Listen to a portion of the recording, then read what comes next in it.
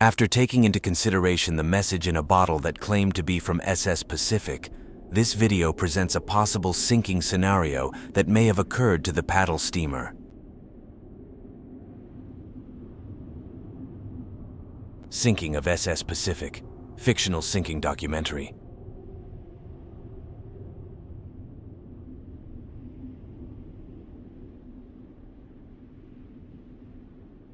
On January 23, 1856, Pacific departed Liverpool, bound for New York.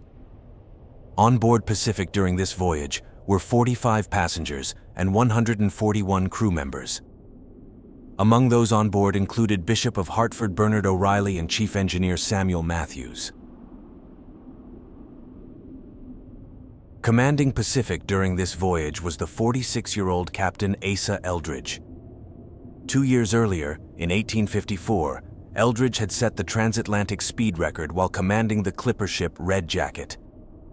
Supposedly, Eldridge was assigned command of Pacific for his record-breaking Red Jacket voyage. Pacific sailed down the River Mersey and into the Atlantic Ocean.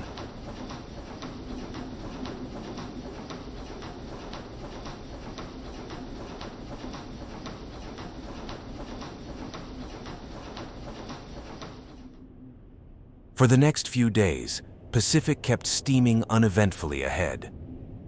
However, this all came to an end during the early hours of January 30th, 1856.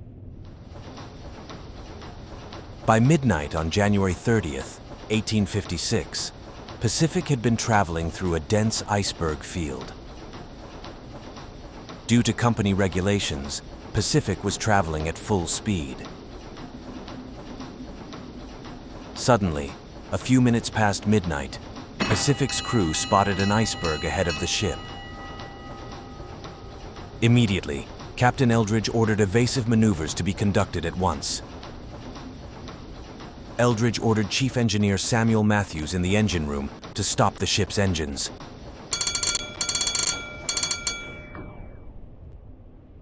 However, it was too late.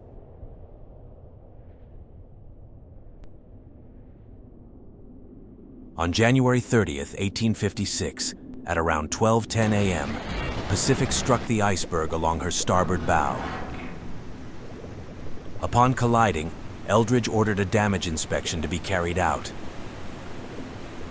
Although damage inspections were still underway, Eldridge ordered to keep sailing ahead. After all, Eldridge was known for setting speed records and wished to beat Cunard's brand new SS Persia on her maiden voyage. However, by 12:25 a.m., after being briefed by Chief Engineer Matthews of the damage sustained, Eldridge knew his ship was in trouble. Eldridge also took into consideration the severe starboard list the paddle steamer had developed. Due to these reasons, and against company regulations, Eldridge ordered Pacific to come to a full stop. He remembered what had happened to Pacific's sister ship, SS Arctic, just over a year earlier, and wished to avoid a similar disaster. Eldridge ordered half of the crew to begin preparing Pacific's lifeboats for launching, while the other half escorted passengers up on deck. Because the ship had not been built with watertight compartments, controlling the rate at which water flooded in proved to be extremely difficult. By 12:35 a.m., with Pacific's bow low in the water, the ship lost all power. Although Eldridge briefly considered making a desperate dash for land under sail, he remembered what had happened to Arctic when her crew attempted to beach her. Furthermore, the nearest land, Newfoundland, was still over 700 kilometers away. There were also icebergs around the ship on every side, which could increase the chances of another collision. By 12:40 a.m., lifeboats began to be launched.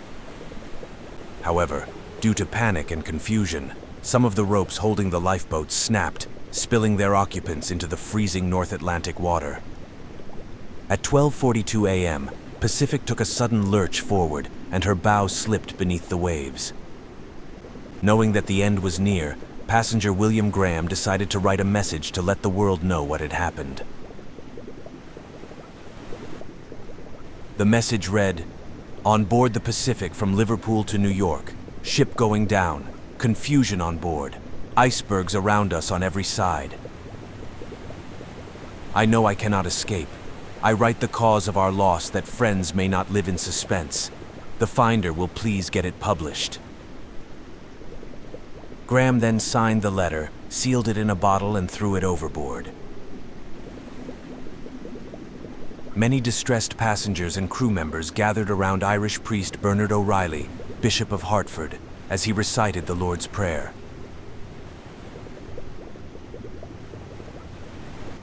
At 12:45 a.m., Pacific began her final plunge.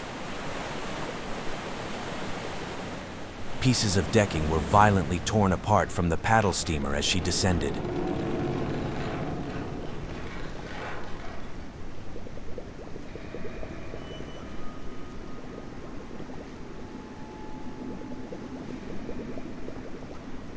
Finally, on January 30th, 1856, at 12:50 a.m., just 40 minutes after the iceberg collision, Pacific disappeared beneath the North Atlantic Ocean.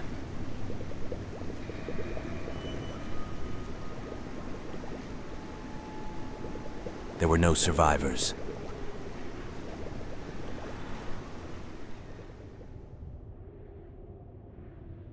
Rest in peace to all those who lost their lives 170 years ago during the sinking of SS Pacific in January of 1856.